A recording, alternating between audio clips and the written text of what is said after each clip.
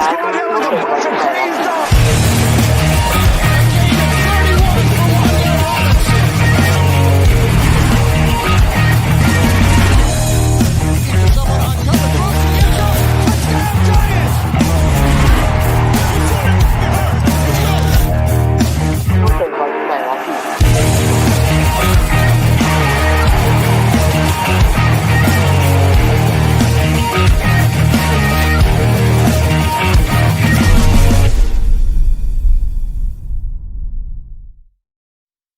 My camera. How about them Giants?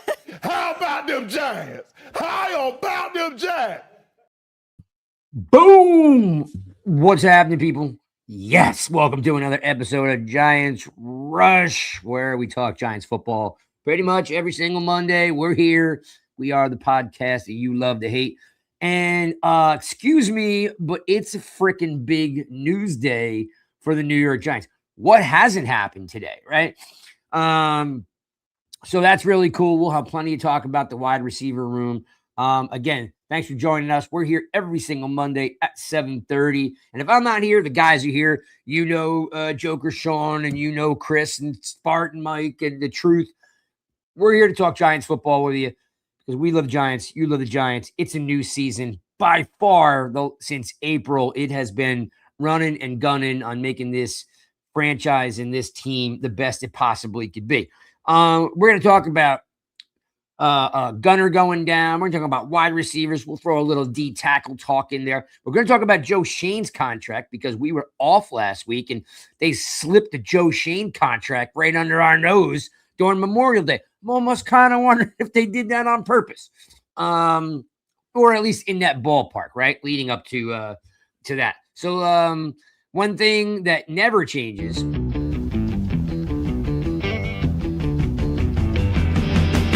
It's good to be the king.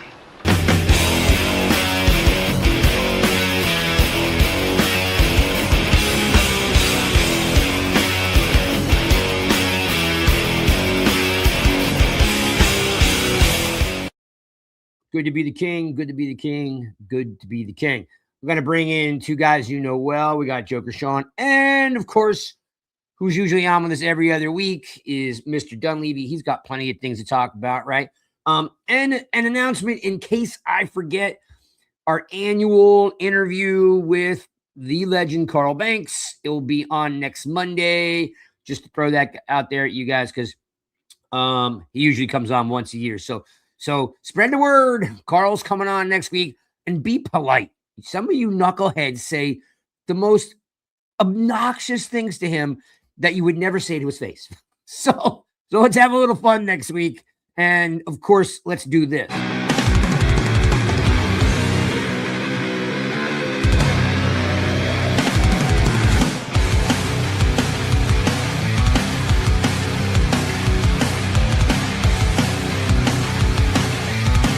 Call me.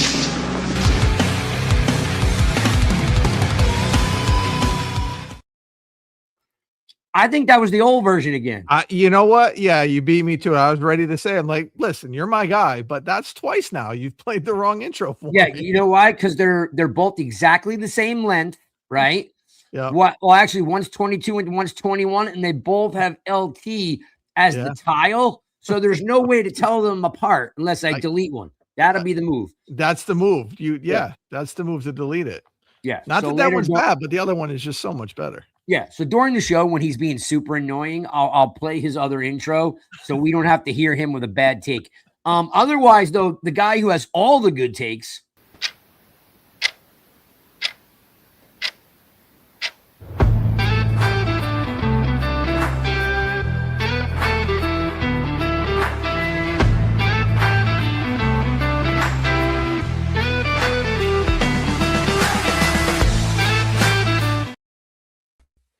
Bang, there he is, the one yelling Ryan Dunleavy. What's up, my man? What's up, Ryan? What's up? How are you guys? We're good. We haven't seen you in weeks. So we're chomping at the bit to talk some Giants football. So I'm glad you're here. Cool story for you. I was at the Brian Burns charity softball game. And I was walking around better than Malik Neighbors was. And and a fan came up to me, and it's killing me that I can't remember his first name now, but I guess it's okay because he couldn't remember mine either. He came up to me. He's like, "You look so familiar," and I was like, "Yeah," and he is like, "What's your name?" And I'm like, "Ryan Dunleavy," and he goes, "Oh, I'm a huge fan of your work. You do the Giants Rush podcast." Like not the New York Post, like no. What he recognized me from was this. Yeah, I thought that was so funny. So Yes. Cool. Thanks for sharing that with us. yeah, I made my whole day. yeah, it was pretty cool. I wish I could remember the guy's name. He said he's a loyal listener. So. Well, that or I paid the right guy $50. Yeah. That was fantastic. All right. Well, look, I have some. Okay, I'm gonna ask Sean. I'm gonna let you make this decision. Okay. Do we start off with a little bit of the mundane stuff that we've ignored for the last 2 weeks because we took off, or do we just go right in and get knee deep in the craziness of today? Because we do have some housekeeping to get through. I mean, I think we get into the exciting stuff. We got Ryan here, and then if there's mundane stuff we need to do that Ryan doesn't need to be part of, we do that at the end. Let's get into the exciting stuff. We got Ryan. All right. So you're saying we put off the Joe Shane contract, we put off the defensive tackle stuff, we go right into the wide receiver room. Absolutely. We got Ryan here. He's in a good mood. We want to keep him in a good mood. So recency bias, recency wins. Absolutely. Fair enough. All right. So the wide receiver room, gentlemen, has taken a turn over the last, definitely in the last couple of hours. But it started off with Gunner getting hurt last week, right? So that kind of like leaves you this hole at the special teams return game, Ryan. So do we know like what where he is? Is this like a season ending? Is it like Gunner? Yeah. Yeah, Gunner's done for the year. He tore his Achilles. Yep. All right. I didn't know if it was like he tore his Achilles. He's done. He was at the softball game on a scooter or whatever. So walking scooter, whatever they call that. So so he's done. And so they had the wide receiver, they had the tryout, and they filled his spot with Braxton Berrios. Okay. So Braxton Berrios will now jump into the returner mix.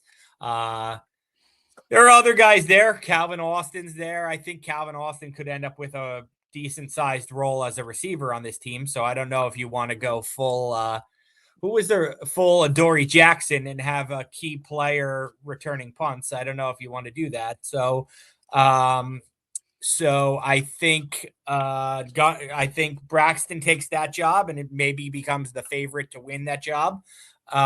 There's other guys. And then it never made sense to me, guys, that like Gunnar Olszewski's health should have anything to do with whether Odell Beckham was on this roster. Like, that doesn't make any sense to me. Like, it's what kind of contract is he looking for? It's how much does he have left in the tank? And it's, are you willing to deal with the circus? And like, none of those are like, oh, well, we have 9 receivers and now we need a 10th, because like, that's not how it's going to be. So, word is that he, first of all, humbled himself by having 2 workouts. I can't remember a team doing that. Certainly for a player of his stature, making a player essentially try out twice. He did that. That's a sign of humbleness. He's told the Giants all the right things about his attitude and his role and his health. And he looked awesome, I heard. So, is he going to look awesome day after day in a training camp grind with his legs? I don't know. We'll see. But, they decided the circus was worth it.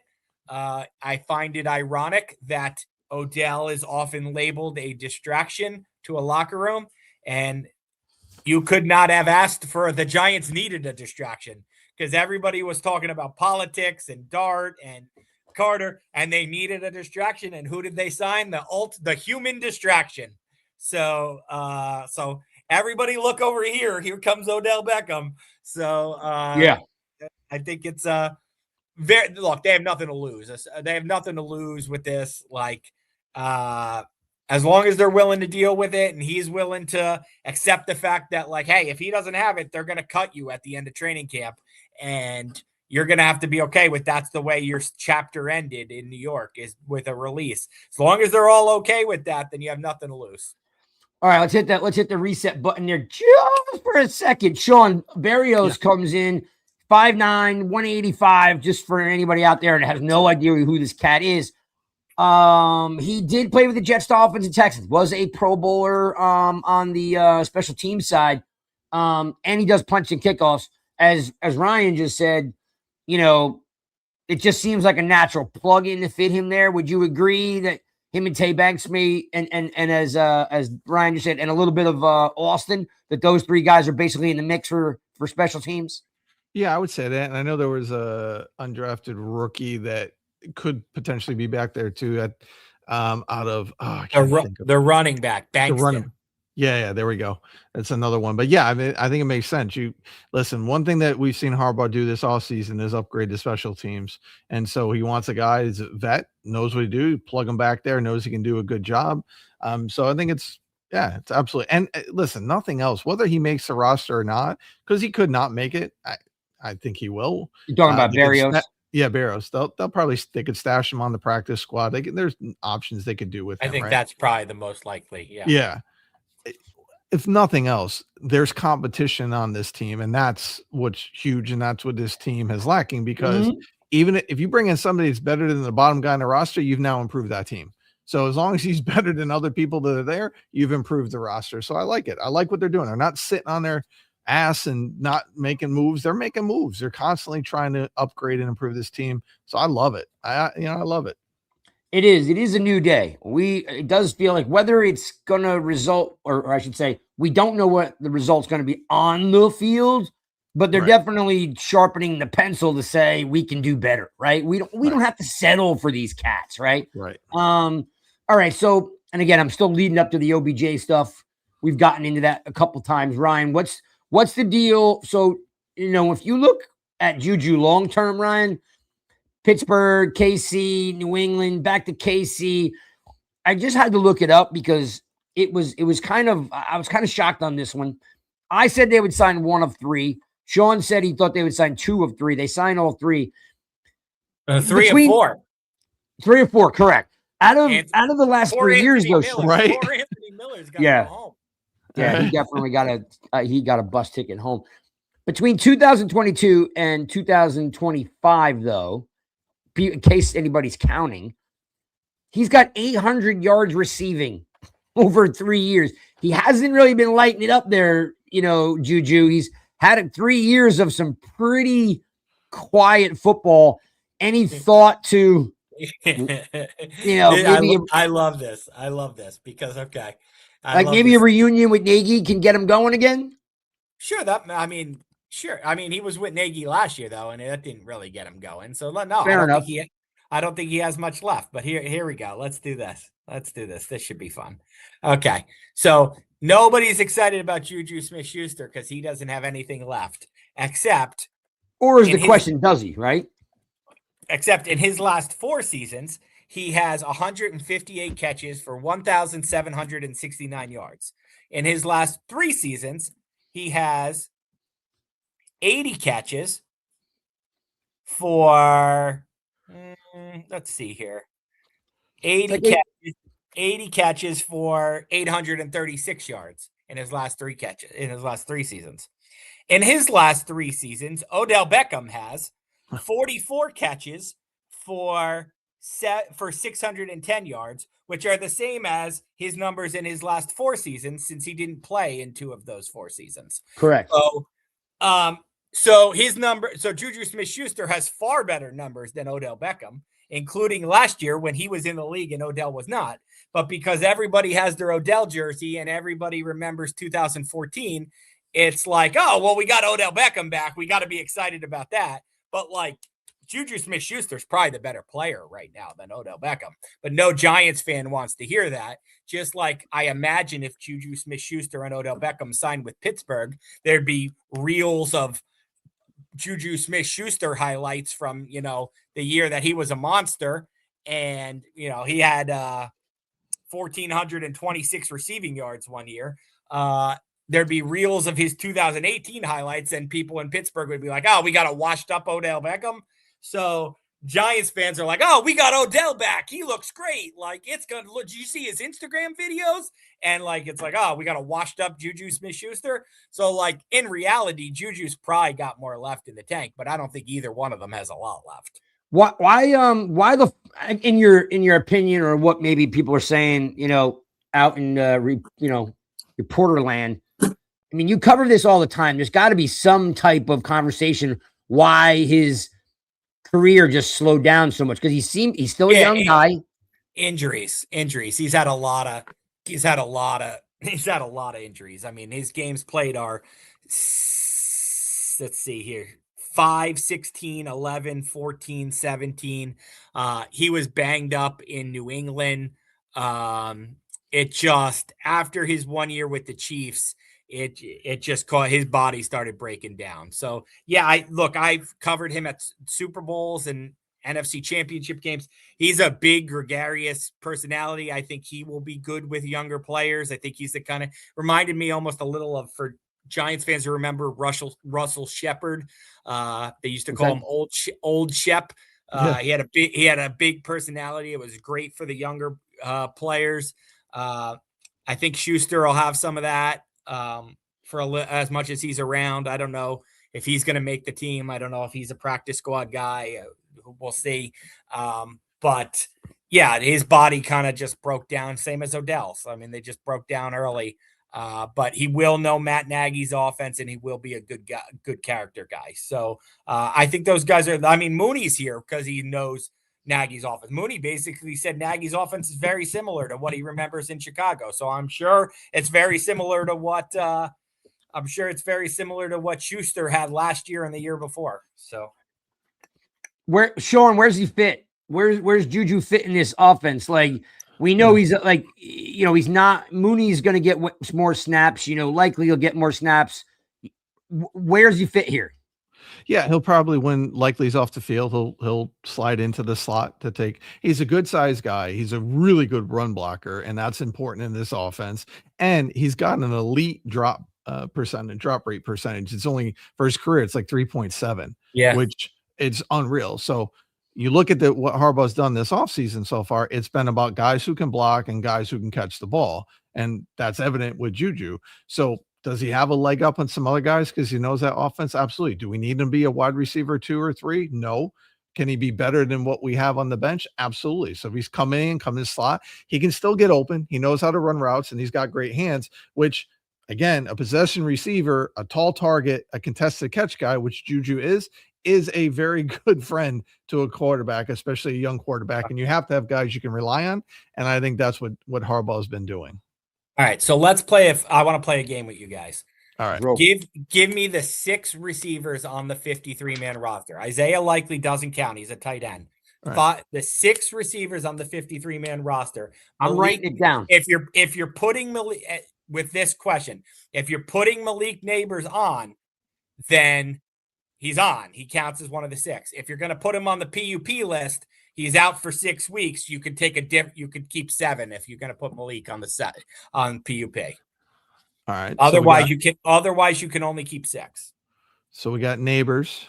You're keeping Neighbors off. This PUP. Is your list. My list may be different over there. Yeah. So right. I'm trying. So Joker, you're keeping Neighbors. I'm keeping Neighbors. Yeah, because I don't think they'll put him on the pup because I think he'll be ready before that. That's my thing. So Neighbors, Slayton, Mooney, 3, Fields, 4. I would say Austin, 5, Beckham, 6. There you go. You're done. So yeah. Now how many? Now Juju may make it over Austin because he's got, like, Austin could go on the practice squad. Maybe, is that a possibility for him?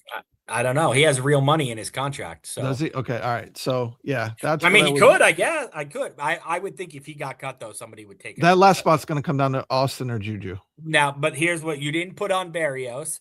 You didn't practice squad. and you don't have any special team receivers there, really. I guess Malachi Fields could do it, but Slayton's not playing specials. Neighbors isn't playing specials. No. So like usually your sixth receiver is like a gunner, like not Olszewski, like a punt gunner, or like or a punt. What the opposite of the gunner, the guy who hands team guy. Like you don't have a lot of special teams if your 5 and 6 receivers are Beckham and Schuster. So well, if Berrios goes on the practice squad, then that takes care of that. So that's what I was factoring in. Berrios to the practice squad, and he'll be doing that. Austin and you don't have Jalen Hyatt, you're kicking Jalen Hyatt off the team. So yeah, I don't think unless he does something surprising, I don't think he beats those guys out. Okay, what do you got, Craig? I thought I would have something different, so I literally just looked up the roster because I feel like I was missing somebody, but I think you're right. I mean, it's Mooney, Slayton, Austin, Fields, OBJ, and it's just that one spot if Leak goes on PUP or not. Because or Berrios is number 6 because he does both. But you're not keeping Cambry, you're not keeping Collins. You're not keeping any of these guys. You're done with Jalen Hyatt. You're done Yeah, with the only one that's got like any sort. You're done with Isaiah Hodgins. Well, that's what I was going to say. Maybe Hodgins is a practice squad guy. You're done with Berrios, so that he can't be a returner.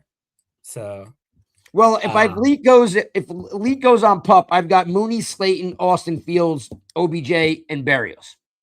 Mooney, Slayton, Fields, Austin, Beckham, OBJ. and Berrios. Yeah. Only if he goes on PUP. Yeah. And if he doesn't, you're cutting Berrios. Yep, I think so. Okay. Or you keep him on well, I like my idea of keeping him on the practice squad. Yeah, assuming you can. I mean, so he might say somebody else will take me. So right. I can't see Hodgins or Hyatt making the team. I can't see Bo Collins making the team. Bo Collins made the team last year because of his special teams. Yeah. I mean, yeah, I know. They're ready. Yeah. A lot more depth this season. All right, Ryan, but they don't have a lot of special teams. And coaches like to keep, especially a coach like Harbaugh, who is a special teamer, is going to look at what special teams value you have. So why does it have to be 6, Ryan? Because if it was 7, it doesn't. They could go 7, right? Because if it goes 7, then you got to add Juju on. Correct, but eventually you're going to run out of spots. So now you're going to keep 7 of them. Then what? You're going to keep 10 offensive linemen. Then they're going to keep at least 4 tight ends this year, right? Manhurts, Likely, Johnson, Fedoni. He could be practice squad. And Theo. Too. Yeah, but I said Johnson, Manhurts, and Likely. Likely, is it? Yeah. Fedoni's the 4th, or am I missing one? No, you got it. But I think Fedoni could be practice squad. They may keep 3 tight ends. They may. Yeah. They may keep 9 linemen too. And stash some guys on the practice squad. They may. Yeah, but you're assuming. Right? Yeah. I mean, the question in the wide receiver room is it Berrios or Juju? I think that's where you come down to. I don't think there's any room for Hyatt or Hodgins. So are you keeping Juju or are you keeping Berrios? I think that's your last slot. You know who you're forgetting? He technically counts as a running back, but you got to count in Ricard, because that's who I'm thinking of with the tight ends. You got to count in Ricard. Steals a roster spot now. They have a full as a running back. So, yep. Yeah, I mean technically he's a running, but most people put them with the tight ends. But yes, he's a fullback. Yes. So, mine would be Slayton, Fields, Mooney, Austin, Beckham, Berrios, no Smith-Schuster, at least until I see contracts. As of right now, I would say Slayton, Fields, Mooney, Austin, Beckham, Berrios would be my 6 with Neighbors on PUP. So yeah, I think we're all in agreement there. I mean, I think that last spot is Berrios or Juju. Yeah.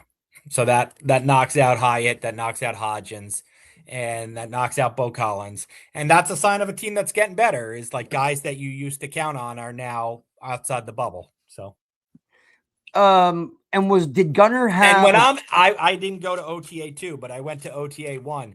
Ryan Miller was getting first team snaps at OTA 1. So I don't know that we should maybe today hurt Ryan Miller quite a bit. Because he was a guy getting first team reps. It's hard for me to imagine he's going to make the team over Odell Beckham, but he was getting first team snaps 2 weeks ago. Could there be a trade?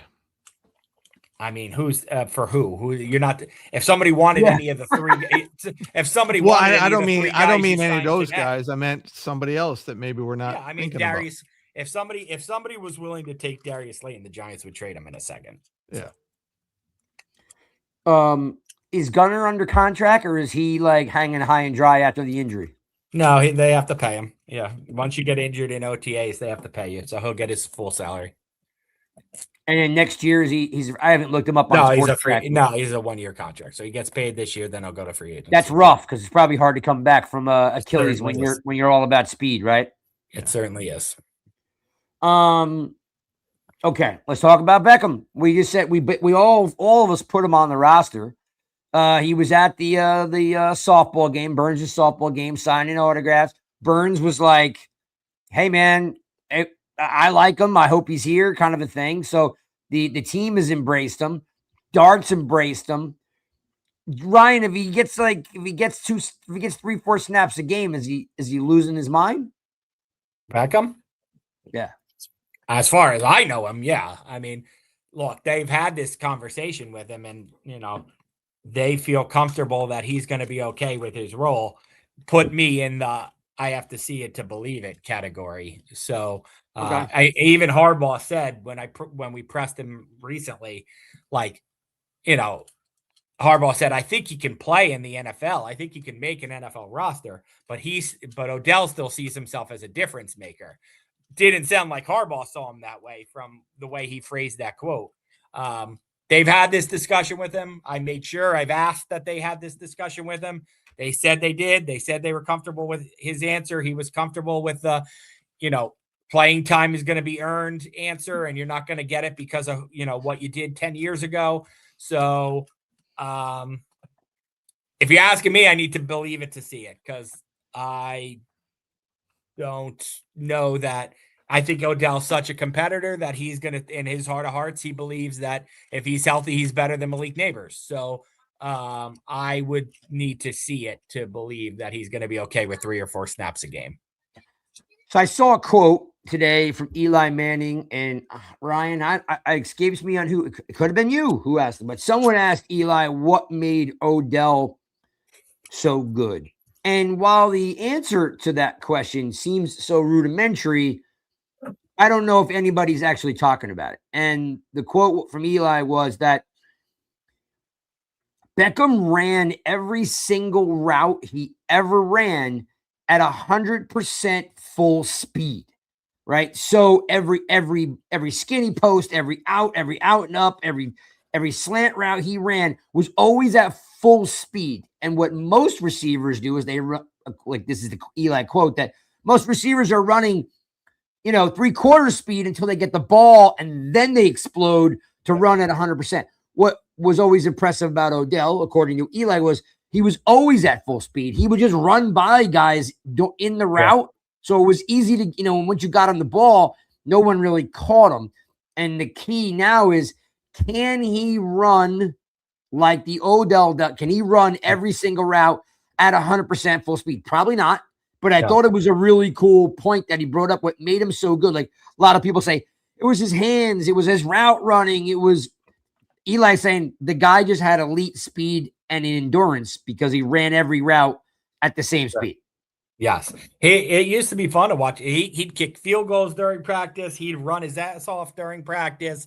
Like, it was fun to watch him practice. Like, it was like watching my son is like a 7-year-old little league player, never runs out of energy. Like, that's what it was like watching Odell Beckham do the thing he loved.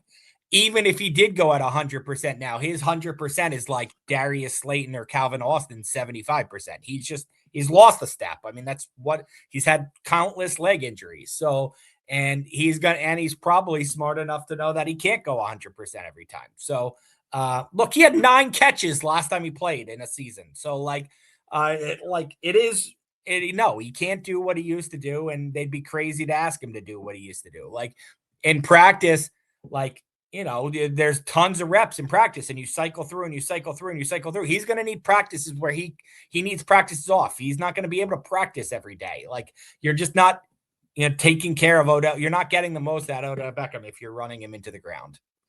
Sean, we've talked about this before. And it's fine, whatever the answer is. It's just a question. Can he still return whatever kicks? My answer is? That's good to know. Thanks. Yeah. Can he return kicks like he used to? Will they even remember if he's wide receiver number 5, right? If he's number 5, do they give him a chance to return punts or kicks? I don't know that they will, just to save him with injuries. I mean, it comes back to what his medicals look like, and he did have a year off, so that could be a good thing. It could help with his recovery. Could be that. Here's what I'll say. And I said this multiple times on this show, we don't need him to be Odell from 6 years ago. Even at not Odell speed from 6 years ago, the dude can still run routes, and you don't have to have burner speed to get open in the league if you know how to run a good route, and he has very good hands. So again, if he can come in and run routes and get separation, which he can, he absolutely still can. There's no doubt in my mind he can get separation. There's guys in this league that do not have elite speed that know how to get open.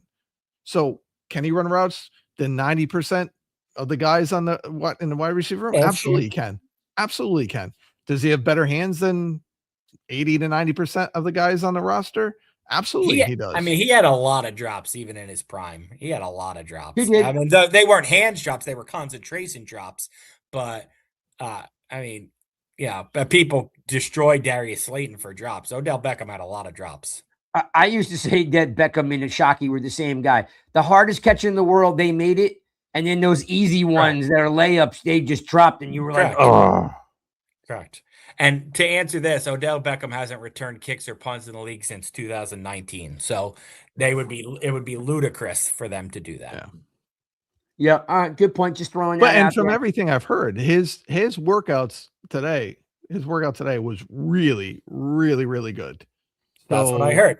But again, how would his workout be tomorrow? And then how would his workout be the day after that? Because they need to do it every day. Yeah. Correct. Like if you only have to work out once every 3 weeks, then you're going to look pretty good. So color me skeptical, but I don't think they have anything to lose. So I get it. Oh, definitely a low risk, high reward for sure. Yeah. In my opinion. Do we know what the figures are, Ryan? I don't, but I heard it would be close to the minimum with incentives. 1 year, 2 year? 1. And Juju, same thing? 1 year? I didn't ask. I don't know. I know I asked about Odell. I was told 1 year, close to the minimum with incentives. Juju, I assume probably is just the minimum. Okay. All right. Fair enough. If you're on the market in June, you're basically close. You're looking at the minimum. Maybe Stephon Diggs won't get the minimum, but even he's going to take a massive pay cut. Yeah, I think Cold or someone just asked me in the chat what about him. I think it was Cold who asked about him. But so yeah, he's still floating. Oh yeah, here it is. Why aren't they looking at Diggs? I guess maybe he wants too much money. I don't know. Yeah, money, headache. I mean, the Patriots basically just cut him and then traded a first-round pick for AJ Brown.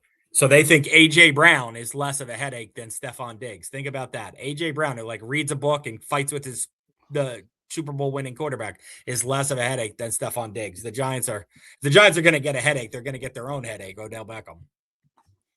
Yeah, and he might be a model citizen, so let's keep our fingers crossed, right? That I think the most interesting aspect of it all, guys, this is boring for you guys and great for my job probably, but you guys just care about what he does on the field. But to me, the most interesting aspect of it is his influence on Malik Neighbors. Is he like a Malik, this is where I screwed up and this is what you should learn from me type guy? Or is he like the same Odell he was 23 years ago where he's like, hey, Malik, you only get to be young once in this city. Go live it up. Go to this club. Go pee in the end zone. Go do this. Go do this sponsorship. You only get to it disappears fast. So soak it up when you know what I mean? his message to Malik will be very interesting. He's not coming here just to be a mentor. So how does he embrace the Odell, that aspect of it? Like if Sterling Shepard was coming here, Sterling Shepard would understand your job is mostly to be a locker room guy and not to be a great player. I'm curious where Odell sees his locker room impact. So you think this is what it's going to look like? Hey, Malik, what's the name of that book? Just give me the damn ball. So that's what you're saying is coming? I'm saying I haven't ruled that out. All right. Fair enough. Fair enough. Malik is trending down that path without Odell's help. So Here's what's two big things. Malik wants him here, and our quarterback wants him here, and that's good enough for and me. the coach wants the coach, absolutely. But I mean, as far as players, they had a chance to sign him when Dable and Shane were here, and they didn't. So who's the driving force on this? This is John Harbaugh. So absolutely. But again, if Dart wants him, Malik wants him. If they're excited about having him, then that's good. And the fans want him. So well, yeah. Well, again, I'm talking about. Let's not pretend the Giants. Let's not pretend the Giants. I mean, I was at the softball game. I saw the thousands of people. You might not want him, Craig. The fans want him. So, let's not pretend the Giants don't. Craig said it was never going to happen, and I said there's a good shot he gets signed here. I thought it was slightly less than 50-50 until Saturday. That's when I changed my mind. Oh. So I didn't say it would never happen. I didn't say never. You said it wouldn't happen. You said they shouldn't, and they wouldn't. I said it shouldn't because he was unnecessary because of the injuries and the lack of playing the game. Like I mean, I'm hoping there's some fountain of youth, but I just don't know if he can do it. Not with the body of work, what we've seen over the last 4 years. I can't say that makes me feel he can do the job. Like, you know how you're always harping on the fact that success. Yeah. If I said he played 15 games and had 35 catches for 400 yards and 3 touchdowns and was a good overall presence on the team, is that a success? To me, wide receiver number 5, 100%. Absolutely. Well, no, he's not wide receiver 5 if he has 400 yards. I mean, okay, 4 wide receiver 4. He's going to have pass guy. Right. Let's get this right. The Giants aren't going to have 5 receivers with 400 yards. Okay, then that never has never happens. So that usually the Giants' leading receiver has 600 yards. So yeah, I mean, for whatever, he would probably be wide receiver 3 if those were his stats.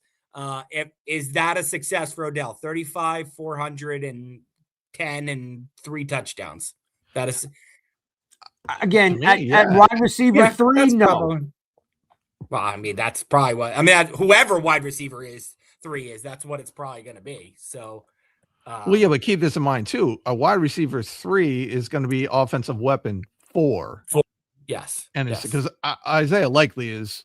Yes, he'll be in the top 3 in catches. Yeah, he's the number 2 guy for sure. And I think, listen, my feeling is that Odell at his age at 33 does not expect to put up Odell numbers of the past. Is he going to be competitive still? Absolutely. You don't lose that fire. But I do feel that he is realistic enough to know what he can and can't do anymore. Will he say that? Maybe not. But he's always going to say, I'm the best. I'm this. I'm going to be really good at this. But I think he's got realistic expectations. I think he wants to make good. I think he wants to come back here and make good. That's really what I believe this is as well. That's what the Giants believe. So yeah. In my head, if we're not talking about if we're not talking about likely, Malik, Mooney, Slayton, and Fields in my head should all have more yards than Odell Beckham. Okay. Yeah. That's just the way I'm looking at if this team's going to win, you're going to need a guy like Fields to be on the field and contribute. You drafted him high. You spent money on Mooney. You know, Malik is a top 5 wide receiver. Malik's going to miss 6 games or something like that. So is that what you're predicting? You think 6 games he's going to miss? I think, yeah. I mean, that's PUP. So I would predict he ends up on PUP. Yeah. So the last couple years he had wide receiver 3 had Hyatt had 373, then Slayton had 573. Then last year, wide receiver 3 was Neighbors with 271 in 4 games. So Wait, why do you consider Neighbors wide receiver 3? Numbers I'm wise. just numbers Oh, wise. stats. Yeah. Gotcha. Yeah. That's why. Yeah. And again, we're going to be more run heavy, so we're not going to. I think numbers are going to be shifted around again when it comes to that. Now, again, depends on how much if Leak goes on. Target 3 last year was Theo. He had 528. So yeah. So I think likely it'd be up there, tight ends. It's going to be run heavy, no doubt about it. And then guys, you'll probably see some more explosive plays out of some of the wide receivers because they're going to wear them down, get the defense tired, and then they'll hit something over the top. Yeah. It would, and from everything I've heard, Malachi Fields has been extremely impressive in OTAs. Yes, I know there's no pads. Yes, I know it's not physicality, but there are things you can determine from an OTA. He'll be on the field a lot because he's a good run blocker and they want to run. Absolutely. And I think he's going to take snaps away from Slayton. I do feel, regardless of what he's paid, I think Slayton's playing time is going to be lower than what it has been in his career here with the Giants. I agree. Yep. I agree. At least at the start, size profile. At least at the start, until they realize that he's the one who knows where to be. Everybody should be on every single play, and then every coach is going to fall in love with him. That's what's going to happen. So, you talking about Slayton? Yes. So there's a little bit of that, yeah, no doubt. I just think his run blocking and his size is what's going to hurt him with this. It will. It will. But even if he does know everything at some point. But when the other guys are out there and it's like, where am I supposed to be? And Slayton can be like, line up here and run 7 yards. Then that'll happen. But do you think that, Ryan, in all seriousness, do you think we have that this year? I think we have more guys that are going to know where they need to be. More guys that's not going to be an issue anymore. I've seen them practice once, so I can't say that. Okay. I need to see them more before I know that. So Alex says in the chat they're going to trade Slayton. That's the only object they have. I mean, they gave him a really crappy deal. I mean, good for him, but not good for the team. It's not a team-friendly Tennessee deal. will probably take him. They love all the former Giants players, so trade him to Tennessee. That's fine with me. I don't mean that's not realistic, but I understand what you're saying. All right, let's chat a second about this D tackle room because, I'm just like, what the heck? We're just signing guys with heartbeats now. After what do you call it? Went down 2 weeks ago. Oh boy. Who went? Robinson Harris. Yeah. So where are we with this? I mean, are we just signing guys with heartbeats now? Yeah. Oh. Yeah, essentially. Yeah, that's essentially what you're gonna do. Yeah, Eddie Goldman, or you're just gonna sign been there, done that guys who know how to, know to be in the right spot, and you hope to squeeze every last drop out of them. Yeah, that's essentially what it is. It'll be Darius Alexander, Shelby Harris, and DJ Reader in the middle of the two of them. And it'll be Zach Pickens and Chauncey Golston probably on the second wave. I don't think, am I forgetting any? Oh, maybe Leak Guy Photo or Fotu or yeah, I mean, it's going to be a unit where the starting line is probably average, and then the backups fall off a cliff. That's what's going to happen. So. In the chat, Cole said about trading Sean, yeah, I get it. They really could just use an upgrade at the defensive tackle position. Is there any opportunity you think that the Giants would trade for? Because again, you're just basically signing bodies right now. I mean, sure. What do they want to give up? Do they want to give up a second or a third round pick in next year's draft? The loaded draft. If they want to do that, then they could get a real player. Yeah. Yeah. They're not doing no one's taking Darius Slayton's $16 million contract or whatever for a defensive tackle. That's that's fantasy world where it's like, oh, I'll give you what I don't want and you give me what I do want, and who cares that we see all the same flaws in Darius Slayton that you see, but we're gonna ignore them and take them. So no, that's not gonna. But yeah, if you want to trade with a high draft pick in next year's draft, you could get a real player from somebody. The Cardinals are tanking. The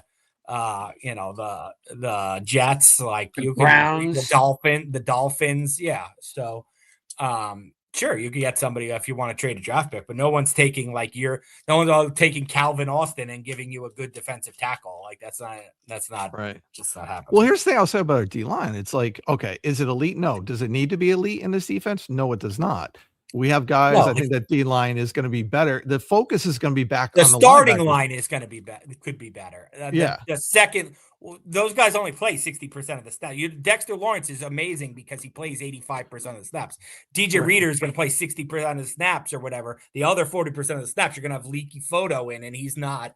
And our rookie, who's another 3-name guy. I can't remember all 3 Bobby names. Jamison Travis. Yeah. Right. Like, Which I think he's Another going to 3-name surprise some guy. people what he can do. Because here's the thing. They want those guys to just take up space and take on blockers. They don't need them to be elite players. They don't need them to make a lot of plays. The focus is going to be on Arvell Reese, Carter, Burns, Tibbs. Those guys are going to be making plays, plus our safeties. He's going to go with a lot of 3 safety look. So I think we got spoiled having Dexter Lawrence making great plays. We're not in a 4-3. So we're not expecting our D line to run the defense. It's going to be the linebackers again. So we need these guys that they brought in, which they have done in their careers, take on double teams, take up space. And that's what we need them to do. So again, the first team, absolutely. I like that. I like what that first team has done. Chauncey Golston on the backup, I think is going to do some things if he can stay healthy with a better D coordinator now. I think we'll do some things. So even if it's a drop off, you still have the other guys and the rest of the unit that I think are going to be really good. So will we need to improve in the years to come? Absolutely. But can we win a lot of football games with this D line? Absolutely. To me, we got to shift our thinking. Like we're all about, well, D line. We're in a 3-4. Whether we play a base 3, I mean, a majority of the time, it doesn't matter. Our personnel is 3-4, and at 3-4, the 4 linebackers are the focus of the defense. And we hadn't done that. That was the problem because we had Dexter Lawrence. We don't have Dexter Lawrence, so now it should be on the guys who are playmakers. Right. And you look at our linebackers, Edmonds, Reese, Burns, Carter, Tibbs. Those guys can make plays. Right. Personally, I still think they should move Tibbs down to D end and get him some snaps at D end. So you have him, Carter, Burns all in the field at the same time. I think there's packages where they will do that. Yeah. We saw him in the middle. We saw him end. We saw him like and third down situation. The first OTA, he was basically, I think he might've been a down lineman and a 2-5 basically. Right. And this defense is going to be very similar to Seattle. And think about Seattle's D line. Can you name a stud D lineman on Seattle's defense? That's their linebackers in their secondary at this point, right? To digress there for a second. And a 2-5, who are the 5 linebackers? What was it? It was. So it's got to be Tibbs, Carter, Burns. No, Tibbs was on the line. Tibbs on the line. Okay. It was like a third down situation. And you saw that recently? In the first OTA. Yeah. Interesting. So it might have been a 2-4-4. It probably, okay, because I'm like thinking that would be 2-4-5. Sorry, a 2-4-5. It might have been a 2-4-5. Okay, because if you put Tibbs down with which I'm assuming would be Alexander, if you put those 2 guys down because they're the fastest, that would mean you might have Burns, McFadden, Reese all on the field one time, and what do you call on the so time? I think now I'm going back 2 weeks, but I think it was Thibodeau, Alexander, the 4, Carter, Burns, Edmonds, Reese, and then a nickel package. Okay. So and that nickel being 3 safeties too, probably. Phillips wasn't there, so I think it was our Darius Washington as the nickel. Yeah. Okay, because I was thinking maybe Pinnock. No, he wasn't with the starters. No. Okay. Interesting. Yeah, because it's going to be a different defense, no doubt about it. It'll be interesting to see what they do. But the defensive tackle thing's got me a little bit worried. But if they can just eat up some space, then maybe we'll be okay because we have better linebacker play. I like it. I definitely like it. All right, last topic then. Wow, we're cranking right through it. Last topic, they slipped in a Joe Shane contract right under our nose. Nobody's talking about it when the entire fan base was ready to burn everything down. Where are we, Ryan, with like, I guess it was like, the whole thing about Odell's, the whole Odell thing makes it better. Like, I mean, it depends who you're talking to. Like pretty sure I've told you guys before, like, I didn't think he was going anywhere once they kept him through the draft. Like, it doesn't make sense to me. I know the Jets did it. I don't know that you want to model yourself after the Jets. I know the Bills did it to the guy Whaley, I think was his name, the guy before Bean. But it doesn't make any sense to let a guy draft and then fire his ass. Like, it doesn't make any sense. So, like, did they give him a 1 year or 2 year? We don't know.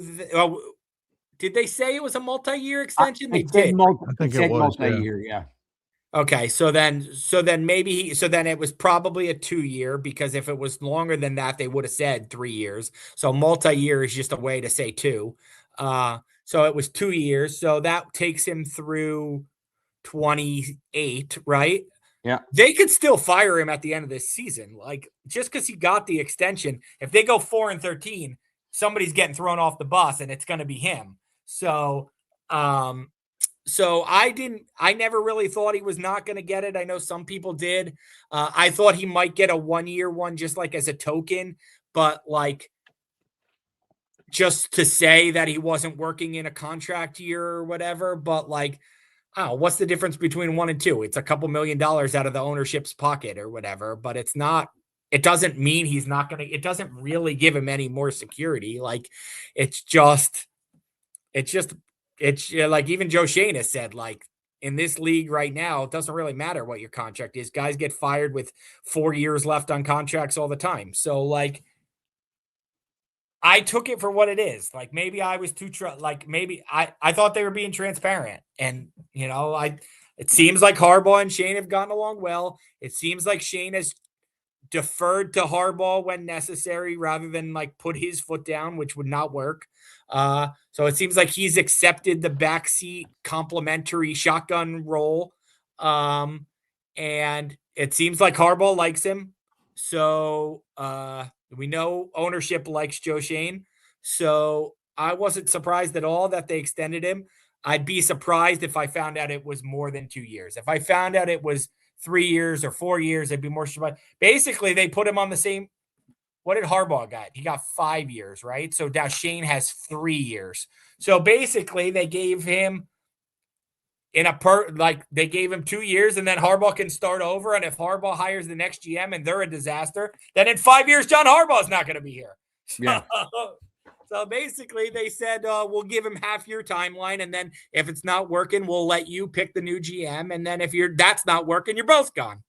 So, Sean, I was thinking, because I'm not a big Aponte fan, but yeah, she must be working really well with Joe and Harbaugh, like the little triangle thing. What's that? And don't forget this. I forget which came first.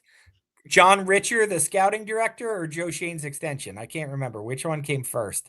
Ooh, a good question. But Richer, as I reported the day it happened, was a Joe Shane driven hire, not a John Harbaugh driven hire. So like, he hired the scouting director. So like, that's another clue. Like, this is John Harbaugh makes the final decisions, but like, to get the information onto the table, it's Joe Shane's driven process. Like Joe Shane wanted his scouting director because from May until January, they're the ones scouting, and then John Harbaugh will be the one who makes the pick or whatever, or says this is who we want.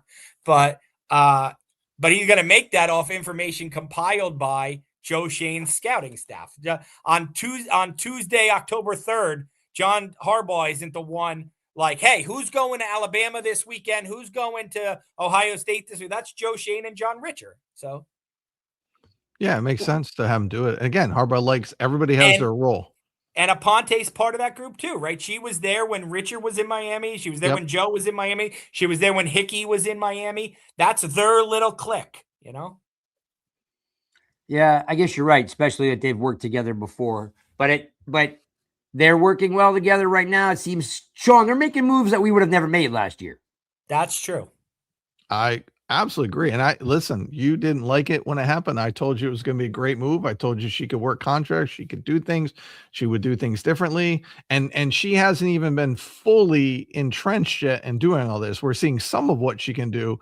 But I think moving forward, we're going to see even more and more of what you can do, getting creative with contracts, like all the stuff that's going on. Again, I think as of right now, I think the three of them work really well together because they all have their strengths. They understand their roles. Again, Shane's really good with intel on draft. He's really good on trades. He's yet to lose a trade. That's his best. Yeah, that's his best. Right. So that's what he needs to focus on, which is what he's doing. Harbaugh runs it. As long as Shane is not in control of the 53-man roster, game day roster decisions, anything like that, we're good. He understands what he's good at, and that's what he's good.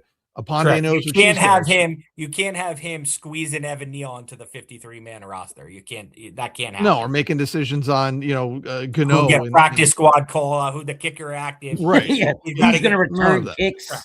Joe's decision making in October has to be who's going to Alabama.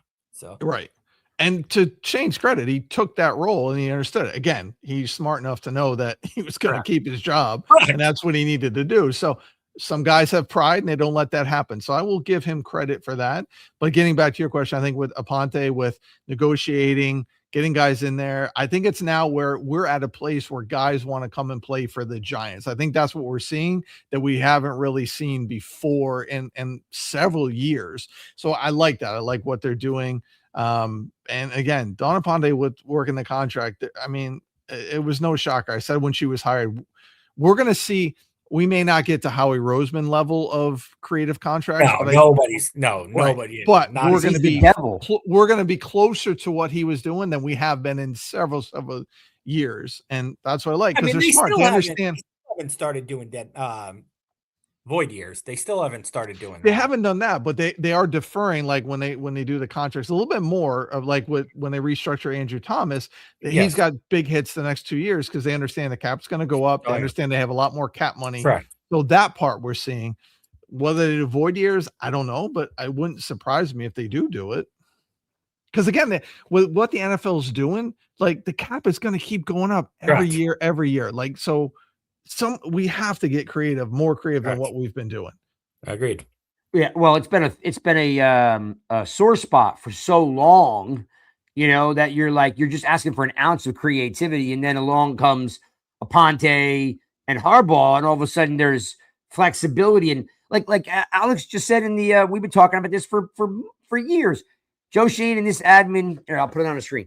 Joe Schoen and this admin has added depth to this team like never before. How many years have we gone with no competition at spots? Just but I'm not going to give credit to Joe Schoen on that. That's horrible adding. Well, we're talking about the trifecta of right. Aponte, Schoen, and Harbs have the understanding that you don't get better without depth and creativity in the contract. Like they go hand in hand. We have depth at certain spots. I mean, we just talked about a couple. Right?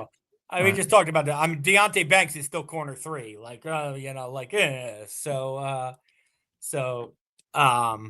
guess no. I guess technically that's because Hood wasn't on the field. So I guess Deonte Banks is corner 4. So But no, I mean, yes, in some spots they do, and not like never before, like they haven't in this year. JPP used to come off the bench, and Aaron Ross used to come off the bench, and in the good teams had depth.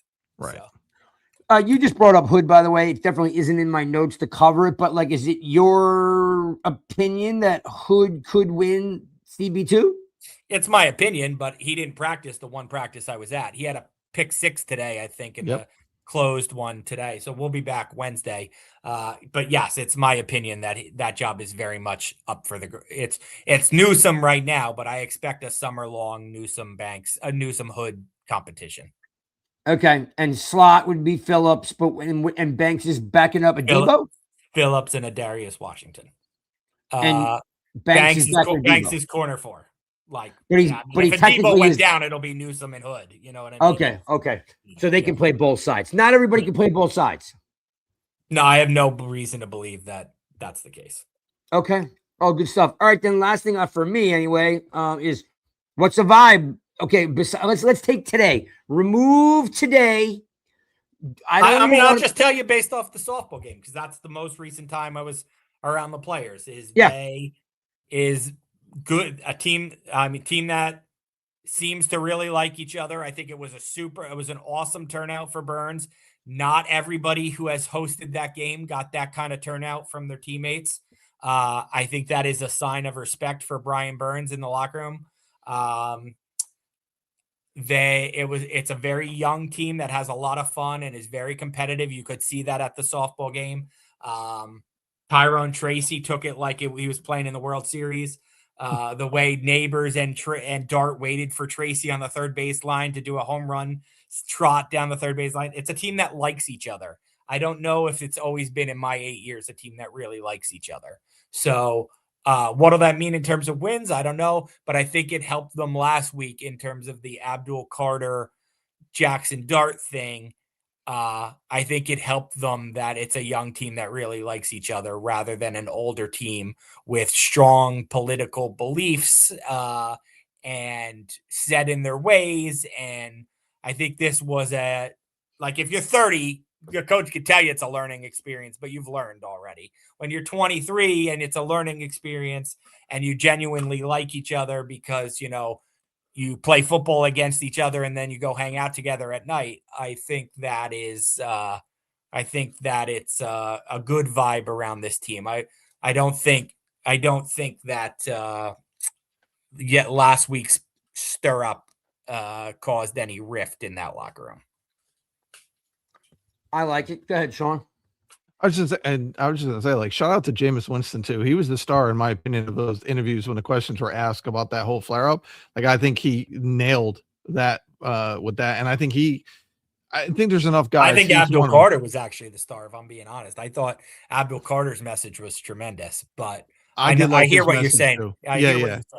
Abdul Carter's quote at the end was, I gotta find it. It was like a quote that America needs to hear. It was so good. I gotta find it. I agree. But I I will say too.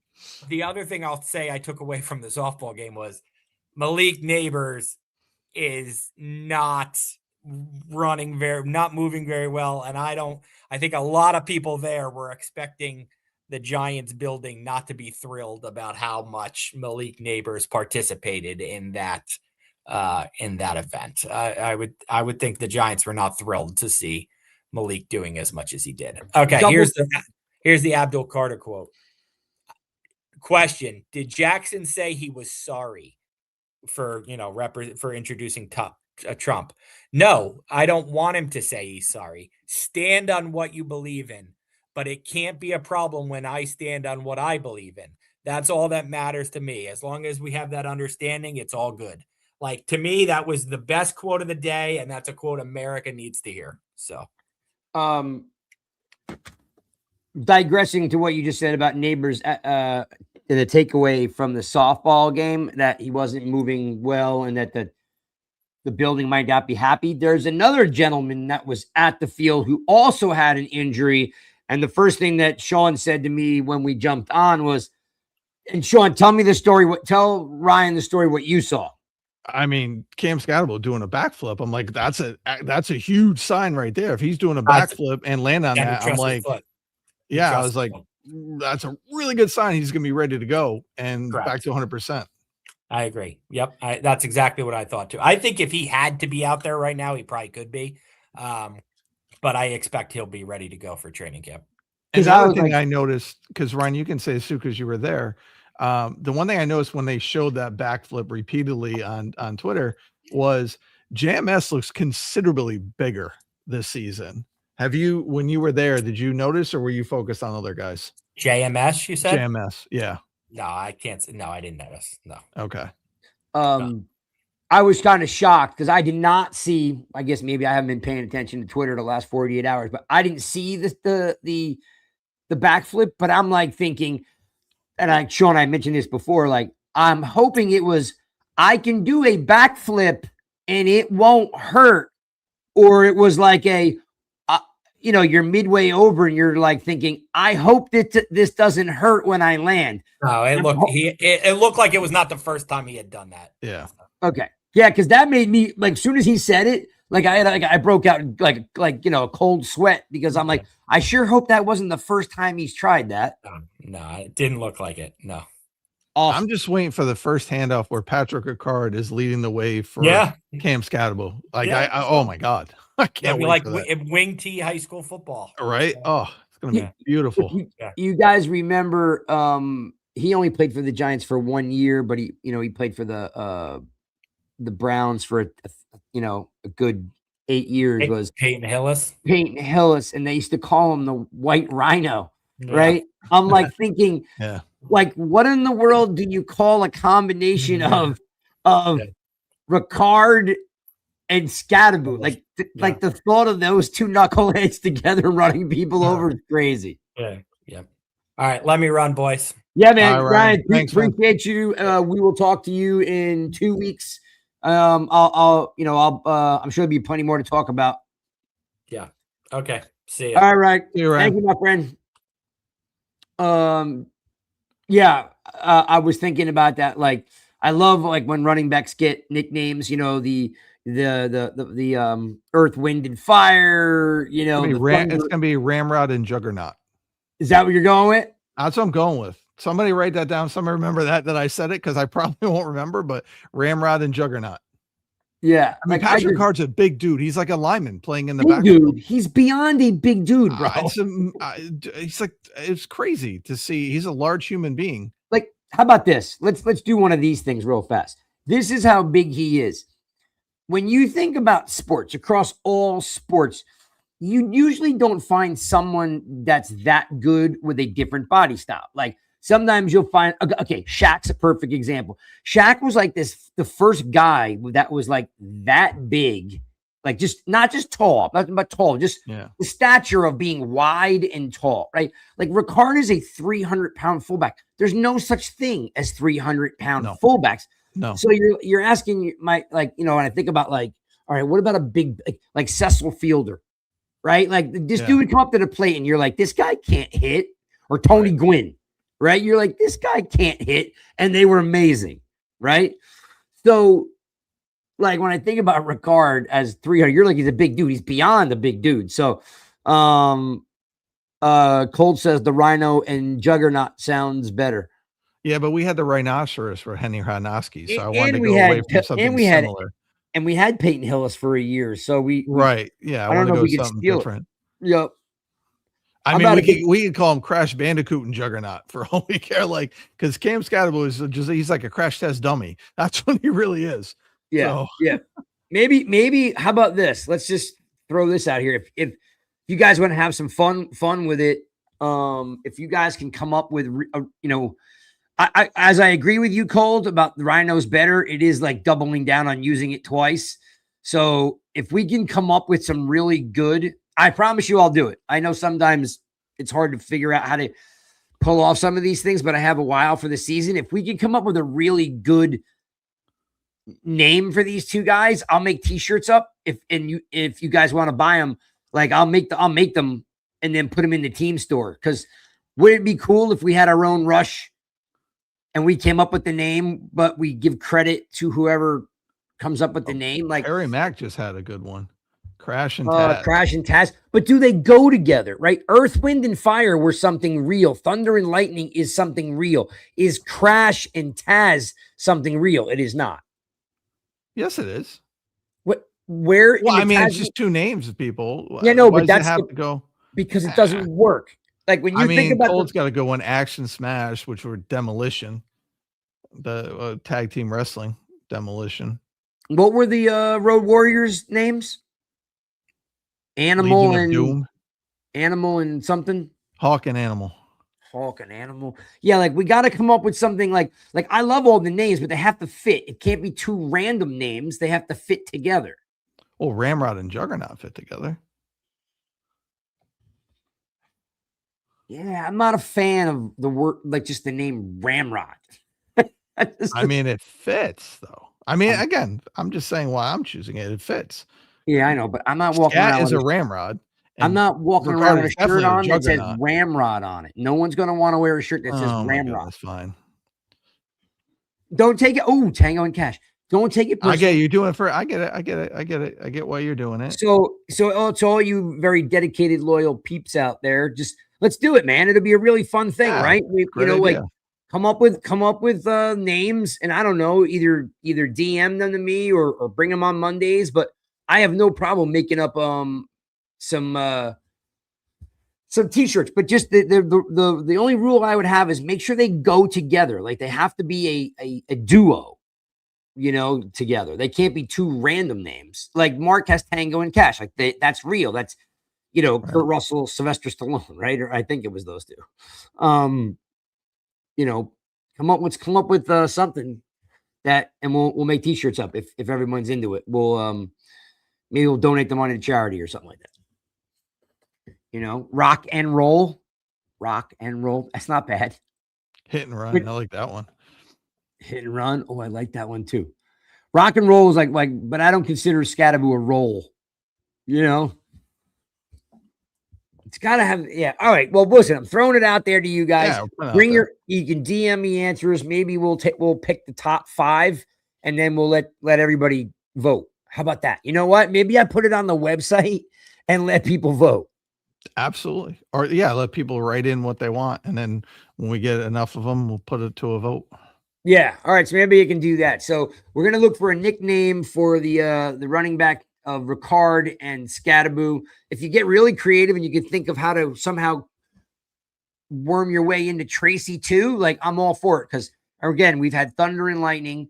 We've had Earth, Wind, and Fire. There might have been 1 or 2 other ones that we've had over the years, typical, Big Blue Wrecking Crew and anything that you guys come up with, we can make something out of it. So, all right. That's all we got. We're going to wrap it up, and I guess we could do one last try, but I don't think there's any questions really in there. Is there? Yeah. Cause we didn't ask about it. So yeah, there hasn't really been any questions. So all right. We can skip this week. We'll be back next week with Carl Banks at 7:30, and let's talk some football with Carl, see what he thinks about, especially as a linebacker, what he thinks about, because I know he was a big McFadden, Okereke fan. He did a lot of work with those guys for starter and stuff. So we'll see what he thinks about them bringing McFadden back. We'll think about what he thinks about them drafting Reese, because I'm sure he's ecstatic.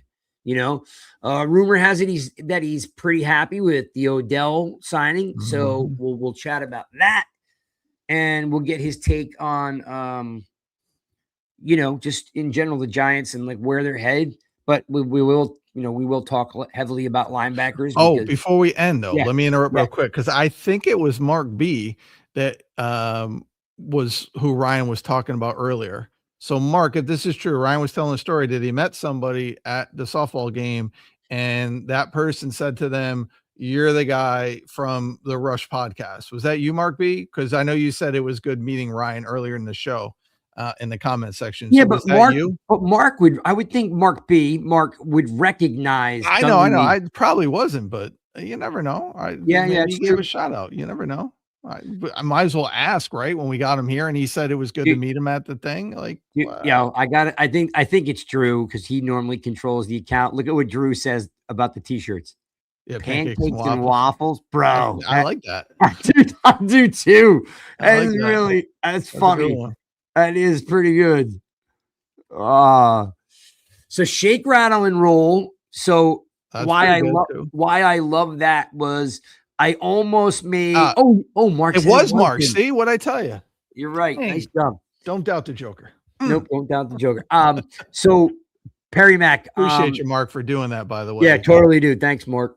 So shake, rattle, and roll is interesting because I was really close years ago to making shake, rattle, and roll with Victor Cruz, Mario Manningham, and Hakeem Nicks, because I thought shake, rattle, and roll fit them 3 so good. Yeah. That I was like, oh, I'm so making that t-shirt. And then I never got around to doing it. So I do really like shake, rattle, and roll. I don't know if it fits the running backs as much as it does the receivers. I think maybe we bring back a Hakeem Nicks, Victor Cruz, Mario Manningham t-shirt. I mean, I think shake, rattle, and roll could. I think I work for running backs. Absolutely. I don't. Tracy's got the shake, right? We go. He was the shake. Rattle is more like a. Well, that's Cam. Cam is definitely gonna rattle you, or Ricard go that and roll. Well, actually, you know what? No, it works. So shake would be Tracy, rattle would be Cam, and then roll would be Ricard because he's gonna roll right over you. Could be. Yep. Could be that. Alex says we have to see these guys play to get a good feel for them. But you've seen them play though in the past, though. I mean, yeah, not together, but I think we've seen them enough to probably come up with something. Yeah, I do like shake, rattle, and roll, but we'll yeah, see. I might have to hit the old AI engine and see what we can come up with, to get some baseline designs. But I think I might do it, and then maybe we can raise some money for charity. Yeah, I think it's a great idea. You know what I mean? Like, yeah, maybe that's something we could do for the off season till the season starts. Maybe sometime in August, we pick a charity and maybe we can raise $5,000. We can see Tracy if he has a charity, Cam has a charity, or if Ricard has a charity, and we divvy it up 3 ways. Or if only one has it, we give it to their charity of the 3. Yeah. And like, if we can, I mean, don't get me wrong. It's not easy to raise money off of t-shirts because, you're buying a t-shirt for $20. So like to raise money, you might have to raise it to $30. Then people think you're ripping them off for a t-shirt. So I'll have to try to come up with the charity in advance. Okay. I'm just thinking out loud. Well, we can look it up. We can look up and see if they have a charity. By the way, Mark's in my corner. He likes his shake, rattle, and roll exactly how I said it with who it was to. Yeah, so. I agree. I like it. Mark B. And I like Perry, what was it? Perry Mack? Perry Mack, Mack, who came up with it. Well done. keep coming up. Yeah, we want more. We want more. Want more. And then you guys can tell me again, like when you raise money for charity, you got to raise your stakes a little bit. So that t-shirt that normally is 20 might be 30. So you can actually donate, I mean, I would raise it. My charity is always, here's what I would say, and we don't have to do this, but because, I always like to honor my mother when I can, right? So sure, of course. It was always, when I was growing up, it was always St. Jude's Children's Hospital. And we always had the St. Jude medal and all that. So, and that's really the only one I kind of really believe in when it comes to giving money for kids, because I think they do it the right way. So maybe we raise it for St. Jude's Children's Hospital. Again, I'm open to all of it. I'm just thinking this could be some fun. People get a t-shirt out of it. Yes. Is it going to be a little bit more expensive of a t-shirt? But if we're going to donate, whatever I don't know if I had a $30 t-shirt, you could probably donate at least half the money after the printing and then shipping them. That's the biggest thing. Right. Shipping gets you because if you order them by singles, like when people buy them singly, you get them in like boxes of 40. If you buy them in bulk and you buy like 400, you probably don't sell them all, right? So long as everybody's cool with a $30 t-shirt, which that would give us anywhere from $15 to $20 to donate per shirt. I think it's well worth it. I think people will promote them. I think they'll do it. The design's going to be all right. So for the next week, maybe 2 weeks, send them in. I don't care if you do it just on Monday nights or you want to DM them. We'll write them down. If you guys are on Twitter, just send it to my Twitter so I can start stacking them, and who owns them, because we want to make sure we give credit. And then maybe if they're really good enough, maybe I can get maybe someone to sign it. You know what I mean? Like at the stadium or something. Like sometimes if you go in pregame, those guys are walking up and down the sidelines. I don't know. Yeah. All good thoughts and good feedback from you guys. So let's keep coming up with names. We need some well thought out names for Tracy, Ricard, and Scattaboo. And then we'll start working on some designs. Done. Boom. All right. We will be back next week with Carl Banks, legend number 58. Bring your questions for Carl. He does answer pretty much everything. He's cool like that. So we'll see you then.